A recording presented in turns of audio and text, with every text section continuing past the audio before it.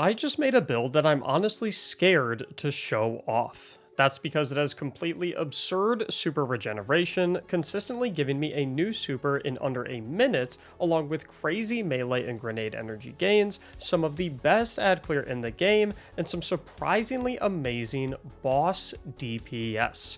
If you're on Warlock and have been unsure about what exotic is best, make sure you watch this one all the way through if you want a build that will dominate everything in the final shape. Another thing this build video has is 3 exclusive emblems that you can earn in my livestream during the Final Shape contest mode raid.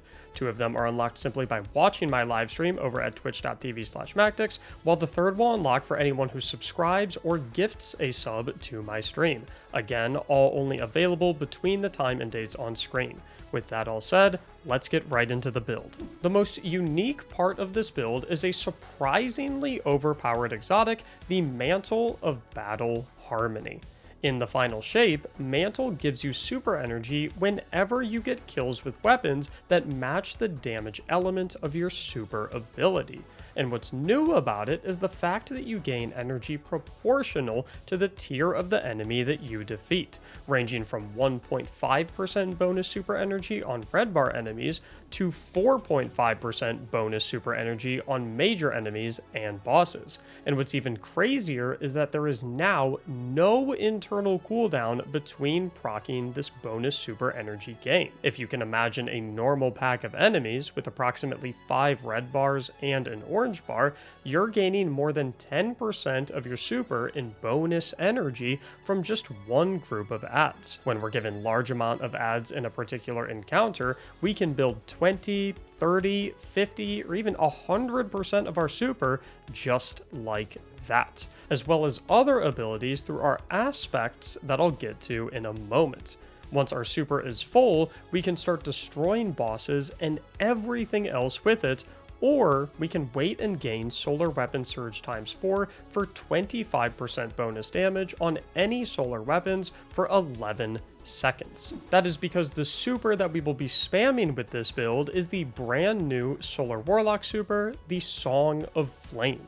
When activated, this super allows you to use your weapons while giving you the 25% radiant buff for the entirety duration of the super, and upgrades both your melee and grenade abilities into their ultimate versions with low cooldowns, capable of nuking down incredibly chunky adds through their own damage and the huge scorch stacks that they apply. While the super is active, the melee ability is a shorter range, high cleave version of Incinerator Snap, which is amazing for large packs up close, and the grenade ability is the Solar Wisp, which has far more range, tracking onto and chaining between enemies.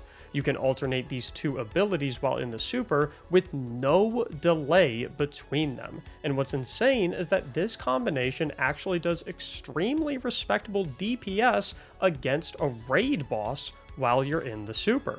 But this super actually has an additional effect for your nearby teammates as well, granting them extremely fast ability regeneration and scorching rounds on their solar and kinetic weapons. This can be a great combination with a ton of other builds, and what's crazier is that in the raid, you can pop this super for an entire DPS phase, giving you 50% damage resistance and everyone else more than double their base ability regeneration rates, as well as extremely rapid ignitions on bosses. In order to generate these 1-minute supers, we need a solar weapon that has great add slaying and damage even in under-leveled content, and Sunshot still takes the cake. The sheer amount of scorch and ignitions it can generate from only a single kill is absolutely insane, and all this AoE damage synergizes to activate Mantle of Battle Harmony's super energy gains. If you are in a situation, however, where you want to dedicate your exotic slot to a heavy or special weapon,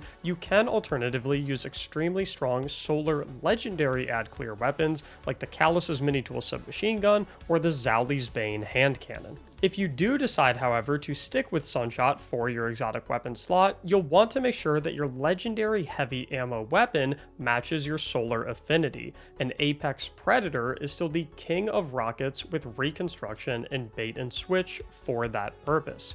You can consider swapping Reconstruction for Demolitionist alternatively though, because we'll be having a lot of grenade activations on this build, especially with the super popped during DPS phase. Ultimately though, that is dealer's choice. For a top slot weapon, I've been absolutely loving the Call Strand Rocket Sidearm for nuking down a single high health enemy and providing a great source of strand damage, with my favorite role being Lead from Gold and One for All at the current moment. With all of that established, let's talk about our first aspect. And of course, we're going to be taking Feed the Void for that sweet full HP heal and 15 to 30% grenade energy refund on every single kill. This is the main part of our build that keeps us alive because of the ludicrous amount of kills we'll be getting, and the grenade energy regeneration is an amazing benefit too. But on a build like this, where almost all of our ad clear is coming from our weapons, it is important to remember that we need to start the Devour chain from Feed the Void with an ability kill. Although once Devour is already acquired, a final blow from any source will proc and fully refresh the buff. Our grenade is going to be the main method of starting this Devour chain, and of all of the Warlock grenades, the best option for us is the Vortex grenade. Getting kills with this grenade is going to be our best method of activating Devour to kick off our Siphon Vampire mode, or to reacquire Devour if there's a break in the combat action. Additionally, because of one of our fragments coming up soon, it's also going to be debuffing everything that it hits. Furthermore, while we're receiving a ton of grenade energy every time we sunshot down a group of adds from the grenade refresh through Devour, we'll generally want to be using this nade repeatedly on larger enemies rather than smaller ones, so that we can get the Mantle of Battle Harmony activations from solar weapon kills rather than grenade kills when it comes to red bar enemies. So because we don't want to be using our Vortex grenade all that much to kill enemies once we already have the Devour buff established, we're actually going to be taking the Bleak Watcher as our second aspect. This allows us to convert our grenade into a stasis turret that will freeze any nearby enemies, and lasts for 25 seconds when thrown on the field. With the amount of kills we'll be getting, we'll be throwing out a second and even a third Bleak Watcher stasis turret long before the first one runs out, thanks to all of the grenade energy refund from Devour kills. However, one of the most important parts of this ability is that it grants us a ton of crowd control and power without stealing our sunshot kills, which means that our super energy gains are going to be just as powerful regardless of non-solar grenades coating the field. As far as our melee ability goes, we will be using Penumbral Blast for the utility that it brings, as Penumbral Blast fires a single projectile that freezes anything it hits for 6 seconds, rendering any non-boss enemies completely powerless.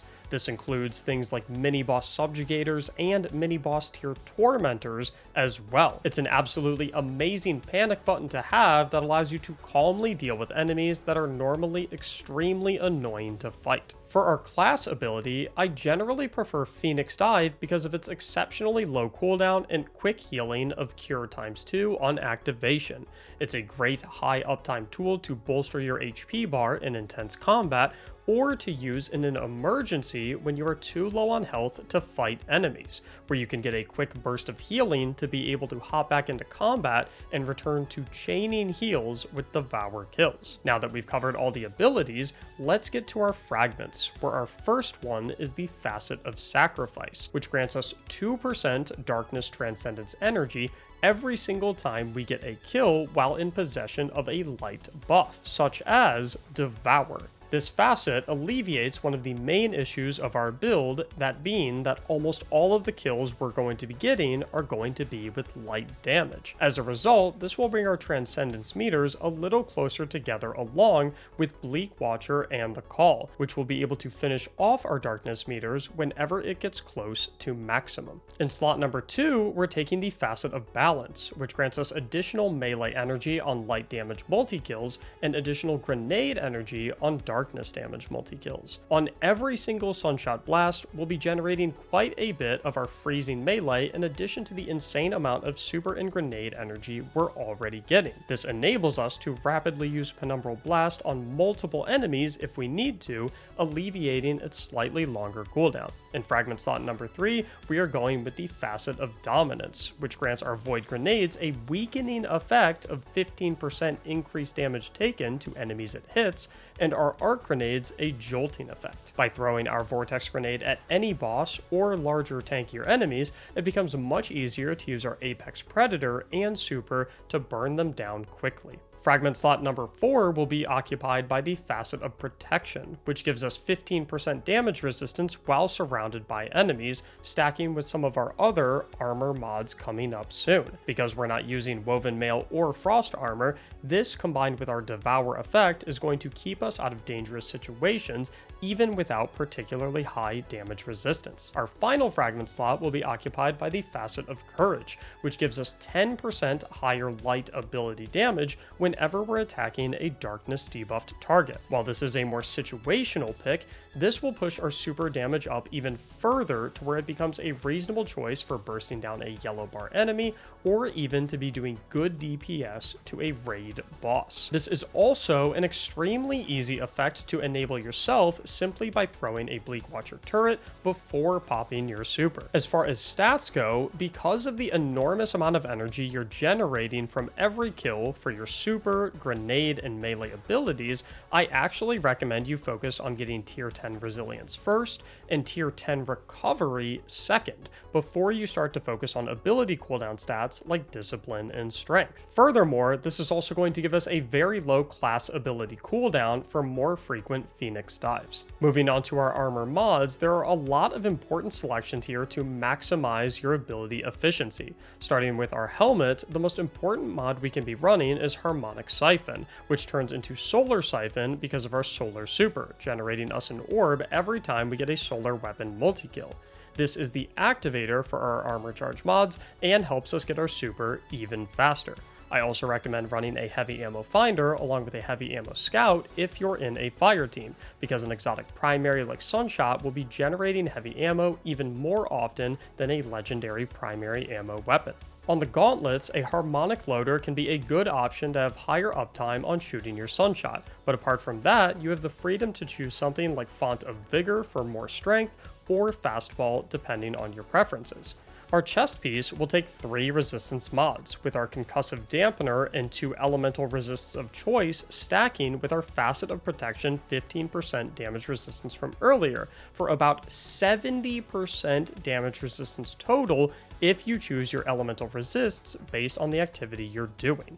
On our boots, I would actually recommend running 2 Solar Surges for 17% more damage and a Harmonic Scavenger to get 2 rockets from all of our heavy ammo finder bricks. Lastly, on our class item, Time Dilation will give us 5 extra seconds per armor charge stack, along with Powerful Attraction, which will let us scoop up all of the orbs made from our Sunshot when using our class ability, alongside Outreach, which will give us a little melee energy, also on Phoenix Dive activation. Now that you can see just how much ability energy you're able to generate simply from killing normal enemies with an exceptional weapon, you're ready to take on all of the hardest content the Final Shape has to offer. All that's left to do is like the video and subscribe to the channel if you enjoyed the build, and to check out the written guide in the Mobalytics link down below, inside of which I have also included a Destiny item manager link that you can use to automatically equip all of this to your Guardian with just a few clicks. I hope to see you over in the live stream on Friday and Saturday, where you can get those 3 exclusive emblems I mentioned previously as you watch my squad and I run for the world's first raid race title.